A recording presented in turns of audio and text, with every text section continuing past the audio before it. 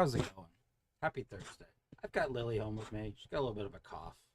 You can probably hear. And we were sitting here going about our day, and our friend Matt Topper suggested that we make a video on a Reddit post. Specifically, what are the signs and traits that you would look for in an unhealthy company? So Lily and I, we're going to discuss that, and we're going to get into it. So the posting question originally starts off with the premise of somebody who's trying to improve their business, and they just want to know, what are the red flags if you are a customer looking for an MSP or a company looking for a potential partner? What are the signs of a bad company?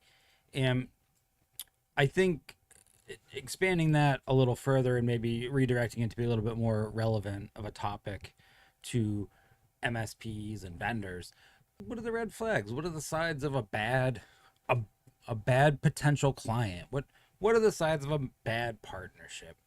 And well, there's a lot. There's a lot of them, and it differs depending on who you are, what you're doing. I mean, there's a lot. So to just sort of answer that with one blanket answer is not going to encompass all of the possibilities, although I will try my best.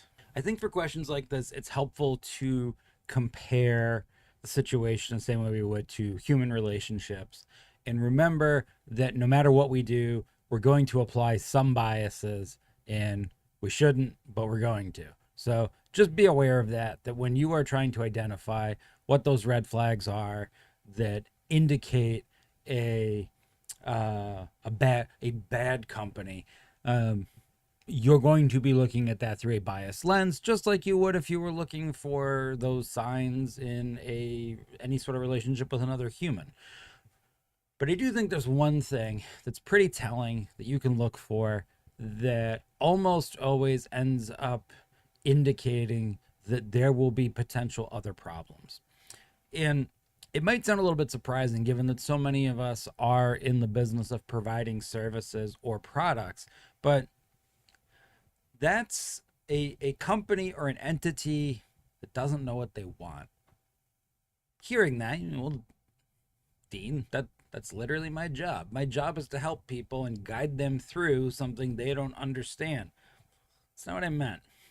I'm not talking about that somebody has come to your MSP, they know that they need IT services, and they just need you to tell them what kind. This is not somebody comes to the car dealership and they're like, listen, I need to get to work and I need a vehicle to do it. I just don't know which vehicle. We're not talking about that, because you're right, that is your job. What we are talking about is somebody who quite literally has no idea what they want whatsoever. And it gets worse the more decision makers there are in that business entity that you're engaging with that don't know what they want and are likely not in agreement. I mean, at a way higher level, mission, vision, goal, they are not on board. They don't know what the goal is. That's almost always a red flag of a bad company. And it doesn't really matter what side of this you're on. If you're the MSP and the vendor looking at a client that doesn't know what they want, if you're a client looking at an MSP that doesn't know what they want, if you're an employee looking at an employer that doesn't know what they want, if you're an employer looking at an employee that doesn't know what they want. In all those cases, that is almost always the precursor of many other red flags. Some of the first clients that I, for lack of a better term, let go on behalf of my first MSP, perhaps when that was not within my authority scope. Sorry about that. Common thing was that we never could seem to meet any expectations, ever. And they could never seem to meet our expectations, ever. And it almost always boiled down to, at least in my mind, that the client didn't really know what they wanted out of the relationship. Yeah, there was a general sense of, I probably need to pay someone to handle my IT, and that was about as far as it went. And the challenge with that is this space, as many of you would attest to, while what a lot of us are doing is very similar, is still not quite at a point where the same exact cookie cutter implementation is going to work for everybody always, right? There is a certain amount of nuance to what we're doing. I don't think there's as much nuance as some of you would like to pretend there is, and I've made videos about that. Unfortunately, it is not one size fits all with IT, at least not currently. So it is a little bit important to have an idea on what the goal is, what the objectives are, what you are there for, why the relationship is happening. And if I go back to the human relationship area, most relationships that don't end up working between two people of any kind, you know, friends, business, romance, whatever, often do come down to the fact that one or both parties are not in agreement with what the goals and objectives are of the relationship. So I think it's really important to figure out early on, when you are identifying if a company is a bad company to have a relationship with. Do you know what you want? Do you know what your goals are? And do they? Because if that's not in alignment, it doesn't really matter how good you deliver service. So kind of drive that home. How many of you have asked your partner or your spouse, what do you want for dinner? Or what do you want to go eat? And you have gotten, and this is not just a girl thing, guys do this too, and you have gotten from your spouse the, I don't know, and then you pick an option, and then, well, I don't want that, pick another option, I don't want that, pick another option, I don't want that, and all the options you provide are shot down, but yet they still can't articulate what they want, right? It's kind of frustrating, and that's exactly what I'm talking about here.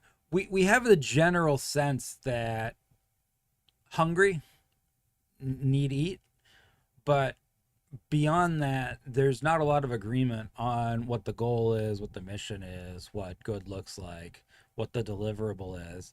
And even though one of you is going out of your way to provide options for things that will satisfy hungry, the other person is saying no, and you're both starting to get aggravated at each other. Even though you both understood that you need to eat, and one of you is trying to solve for it, you both get aggravated at each other. See how easy that is with such a simple thing between just two people? That's what I'm talking about. At a business level, sure. This company that you're looking at bringing on as a client, they understand that they need IT support. They're hungry. They get it. Food will fix that. But it doesn't mean that we're in alignment with where we're going to eat, how we're going to eat, or when we're going to eat. And that stuff all needs to be somewhat clear before you engage in that relationship, or you're both going to get annoyed with each other, even though no one's actually doing anything wrong. In fact, you might actually both be doing things right, and or at least trying to solve for a problem, but you're not even in agreement with the problem you're solving for.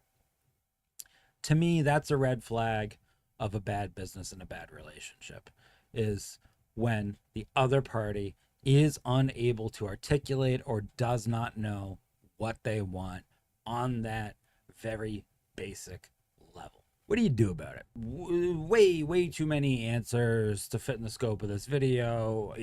Obligatory, it depends. I think one solution that is a very easy way to prevent getting into these situations, and it's why one of the reasons why you hear me talk about it so much, is have a standardized offering. I know we just said a little while ago the IT world isn't completely cookie cutter. Your standardized offering does not mean exactly the same. It just means that it's standardized. You have a standardized offering. You have, as I've talked about before, you have a pickle policy at your MSP.